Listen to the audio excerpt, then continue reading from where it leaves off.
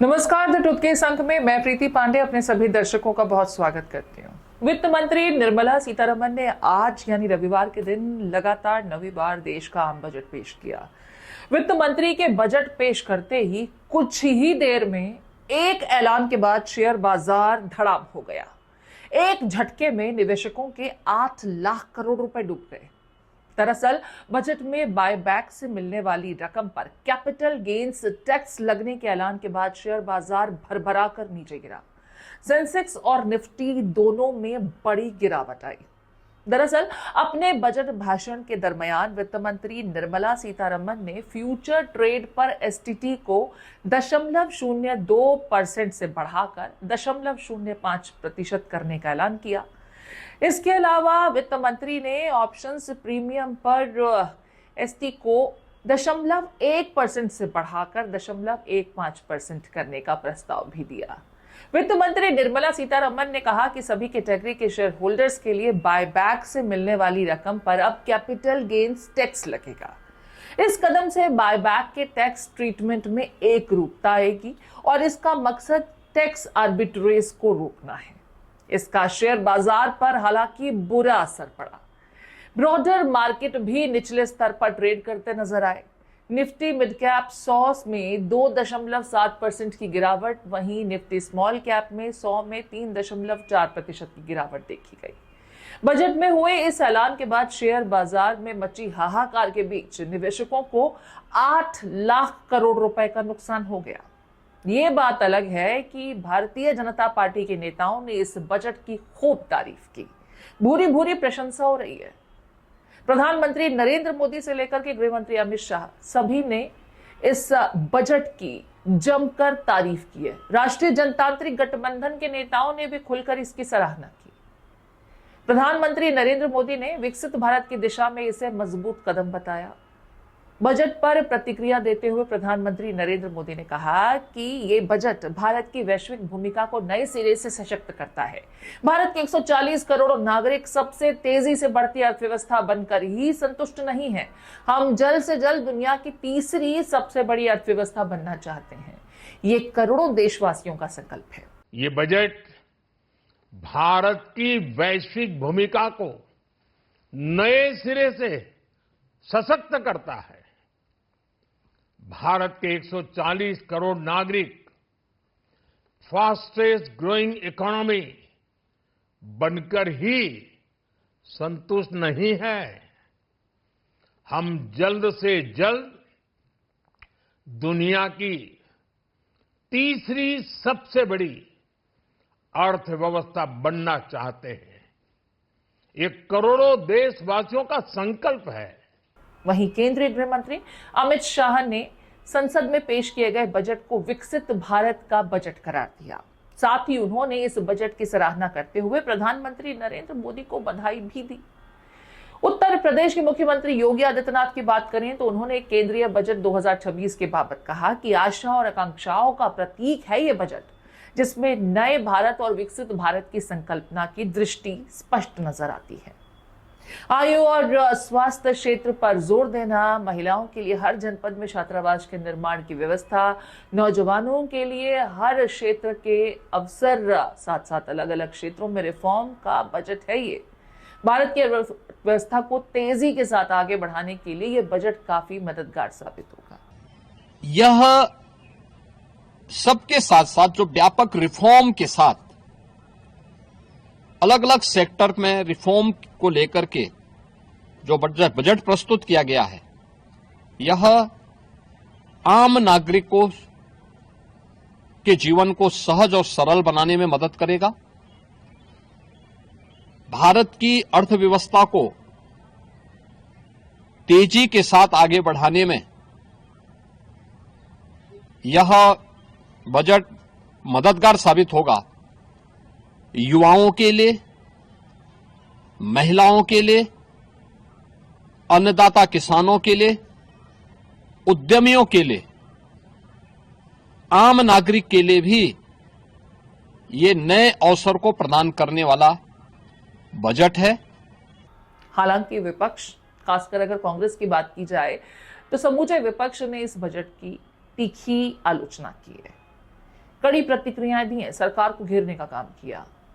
राहुल गांधी की प्रतिक्रिया के मुताबिक निर्मला सीतारमण की ओर से पेश किए गए बजट में कुछ भी खास नहीं है। उन्होंने कहा कि ये एक ऐसा बजट है जो सुधार करने से इनकार करता है। भारत के वास्तविक संकटों से ये बजट पूरी तरह नावाकिफ है, अनजान है। सरकार इकोनॉमी को गर्त में डुबोकर मानेगी। कांग्रेस ने अपने आधिकारिक सोशल मीडिया हैंडल से भी एक पोस्ट कर लिखा कि मोदी के फर्जी बजट से शेयर बाजार धड़ाम हुआ। तो वहीं कांग्रेस के राज्यसभा सांसद जयराम रमेश ने कहा कि बजट भाषण में प्रमुख योजनाओं के लिए बजटीय आवंटन का कोई स्पष्ट विवरण ही नहीं है। कांग्रेस के ही राज्यसभा सांसद प्रमोद तिवारी ने कहा कि बजट तो झुनझुना नजर आ रहा है, इसमें कुछ भी नहीं है। इसी तरीके से उन्होंने कहा कि सेंसेक्स गिर गया है, यही वजह है। वहीं कांग्रेस के सांसद इमरान मसूद ने कहा कि इस बार का बजट खाली डब्बा है। उन्होंने कहा कि सरकार ने बजट में आम जनता के लिए तो कुछ दिया ही नहीं है। बजट खाली है, बजट में कुछ भी नहीं है। बजट के अंदर ना किसान के लिए है, ना टैरिफ की मार झेल रहे एक्सपोर्टर के लिए है। एक्सपोर्ट जो तबाह हो गया उसका जिक्र तक नहीं है। जो एक्सपोर्ट खासतौर से उत्तर प्रदेश के अंदर मुरादाबाद और सहारनपुर बिल्कुल खत्म हो रहा है, भदोही बिल्कुल खत्म हो रहा है, उसके ऊपर कोई राहत नहीं है। तो आप चर्चा ही नहीं करेंगे। जो टैरिफ की मार झेल रहे हैं उनके बारे में तो आपने बात ही नहीं करी। अमेरिका को जो एक्सपोर्ट हो रहा था उनके लिए आपने कोई बात नहीं की। जो कुछ इंपोर्ट के लिए आपने थोड़ा सा रिलैक्सेशन की बात की है, बट तबाही तो एक्सपोर्ट से आ रही थी। बजटों में निर्मला सीतारमण जी के और मोदी सरकार के 13वें बजट, ये एक ऐसा झुंझुना था जिसमें आवाज भी नहीं।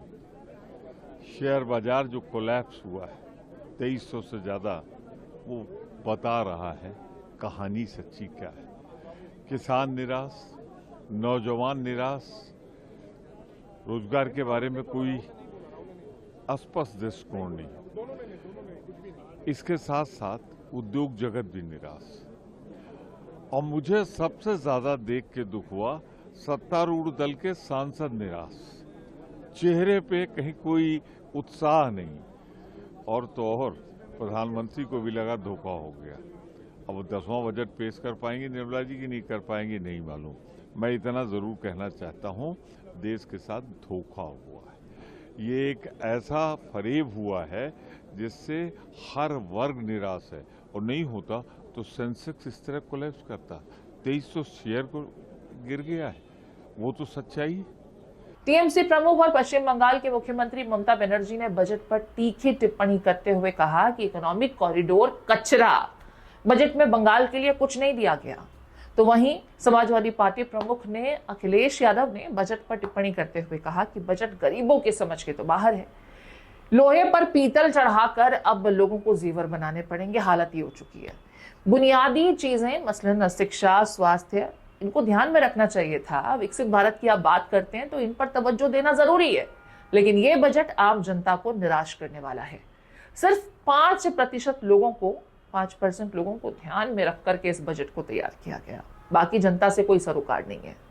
This financial budget of 26 and 27 placed by central government, it is totally full of sound and fury.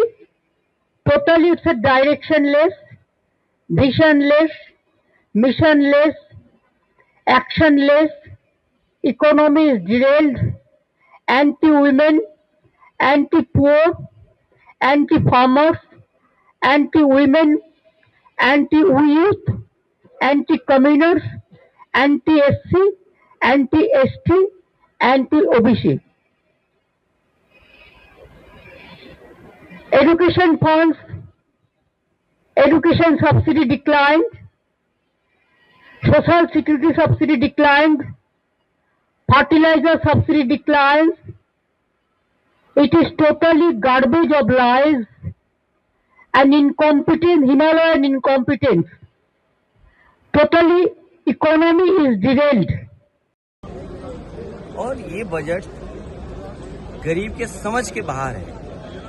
जो बुनियादी चीजें हैं, शिक्षा, स्वास्थ्य, आप सोचिए उत्तर प्रदेश का हाल आपने सुना होगा, देखा होगा। पोस्टमार्टम होना है किसका, और पोस्टमार्टम के लिए ले किसको जा रहे हो। ओटी में जाना किसको था, ले किसको जा रहे। ये तो स्वास्थ्य व्यवस्था का हाल है। और शिक्षा का हालत ये है कि बिना शिक्षा के हम विकसित भारत कैसे बनाएंगे। विकसित भारत का सपना अगर देखना है तो शिक्षा क्षेत्र में हमें ज्यादा से ज्यादा बजट देना पड़ेगा।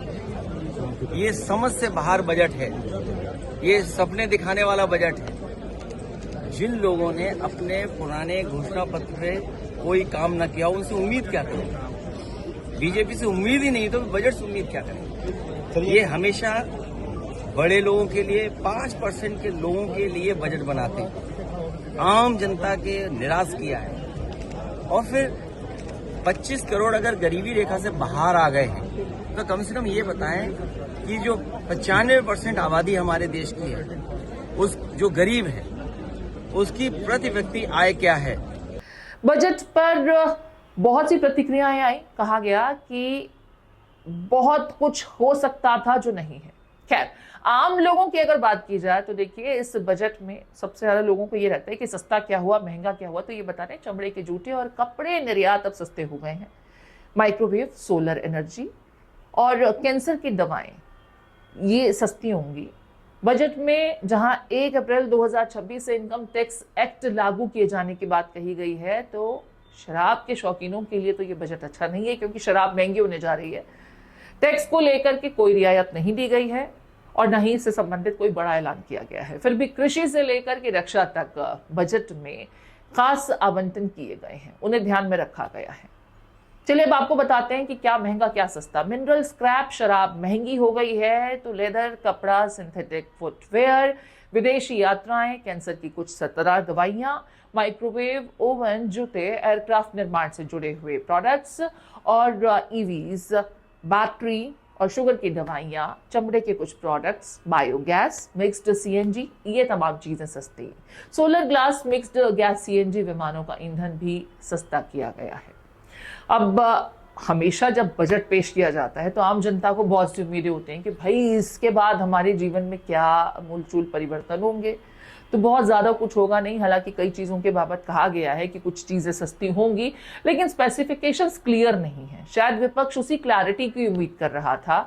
लेकिन देखिए, कहा जाता है ना कि जोर का झटका धीरे से कैसे लगाया जाए। तो फिलहाल टैक्स स्लैब में कोई बदलाव नहीं है। हालांकि उम्मीद की जा रही थी कि कपल्स के लिए एक कैटेगरी या कुछ इस तरह की इम्प्रोवाइजेशन शायद हो सकती हैं। फिलहाल ऐसा कुछ नहीं हुआ है और आने वाले दिनों में पता चलेगा ना कि बजट के अलावा भी आपको झटका लगेगा या कुछ रियायतें लगेंगी। मसलन कई बार कीमतों में इजाफा झटके के रूप में आप देखते हैं। तो जब जीएसटी की दरों में कटौती की गई थी तो उससे आपका फायदा भी हुआ था। फिलहाल आप इस बजट को किस तरीके से देखते हैं? कंफ्यूजिंग या विकसित भारत के लिए वाकई रोड मैप जिसका गुणगान बीजेपी कर रही है, या विपक्ष की तरह आम जनता के लिए खाली डब्बा? आपके कमेंट का हमें इंतजार रहेगा।